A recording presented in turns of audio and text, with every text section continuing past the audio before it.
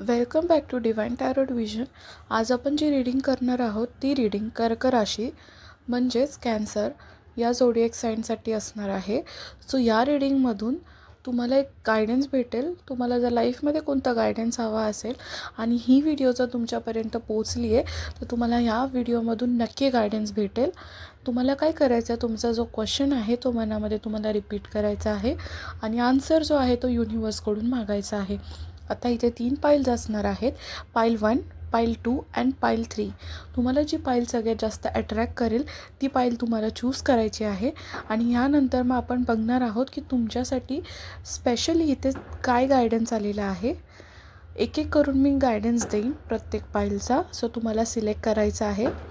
Pile 1 हवी आहे, pile 2 हवी आहे की पाइल 3 हवी आहे तुम्हाला. सो पण सगळ्यात आधी काय करणार आहोत, या व्हिडिओला लाईक करून घ्या जेणेकरून तुमच्या एनर्जीज कनेक्ट होतील या व्हिडिओसोबत आणि तुम्हाला गायडन्स भेटेल.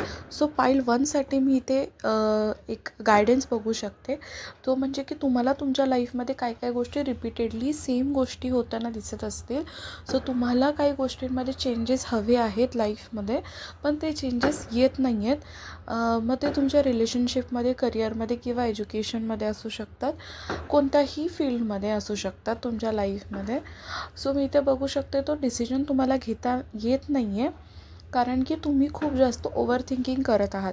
ऑप्शन सगळे तुमच्या समोर आहेत, पण प्रॉब्लेम कुठे येत आहे की तुमची ओव्हर थिंकिंग कुठे ना कुठे प्रॉब्लेम क्रिएट करत आहे आणि तुम्ही प्रत्येक वे जे तुमच्या समोर आलेले आहेत, तुम्ही प्रत्येक गोष्टीला एक नेगेटिव्ह वेने बघत आहात, जे की फार चुकीचं आहे. आणि त्यामुळे काय होत आहे की तुमच्याकडे ज्या ऑपॉर्च्युनिटीज येत आहेत ना ते ब्लॉक्ड होत आहेत आणि सेम पॅटर्न रिपीट होत आहे कारण की तुमची थिंकिंगच चेंज नाही होत आहे गोष्टींना घेऊन.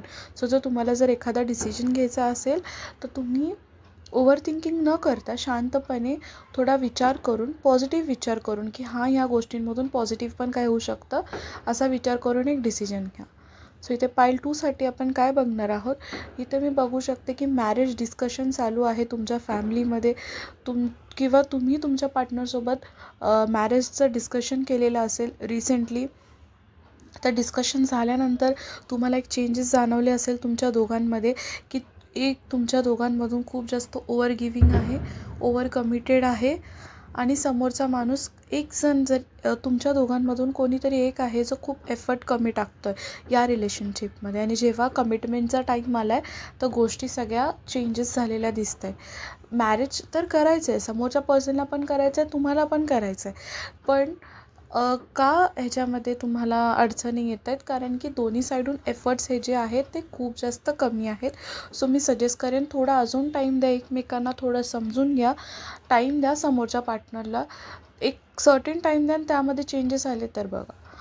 पाइल 3साठी मी इथे रीडिंग बघू शकते की तुम्हाला लाईफमध्ये ज्या गोष्टी अट्रॅक्ट करायच्या आहेत त्या गोष्टींसाठी तुम्ही खूप जास्त काम करत आहात तुमच्या लाईफमध्ये. फक्त तुमचा फोकस तुमचं काम आहे. शांतपणे तुम्ही सगळ्या गोष्टी ज्या आहेत त्या नोटीस करता आणि तुम्ही त्या गोष्टींवरती काम करताय, छानपणे हँडल करताय आणि येणाऱ्या टाईममध्ये मला तुम्हाला हे सांगायला आवडेल की तुम्हाला नक्कीच त्या गोष्टींमध्ये सक्सेस भेटणार आहेत. आत्ता जसे तुम्ही एफर्ट्स टाकत आहात, ज्या गोष्टी तुम्हाला लाईफमध्ये हव्या आहेत, मला असं वाटतं की मनी रिलेटेड आहे, म्हणजे करिअर रिलेटेड असू शकतं तुमच्या. त्यामुळे असे सेम एफर्ट्स तुम्ही टाकत राहा किंवा तुमचा जर मनी कुठे अडकलेला असेल तर तुम्हाला तो रिटर्न येण्याचे खूप जास्त चान्सेस आहेत. सो एफर्ट्स टाकत राहा आणि तुम्ही वेट करा तुमच्या लाईफमध्ये सक्सेस येण्यासाठी. कशी वाटली रीडिंग तुम्ही मला कमेंट करून सांगा आणि थँक्यू फॉर वॉचिंग.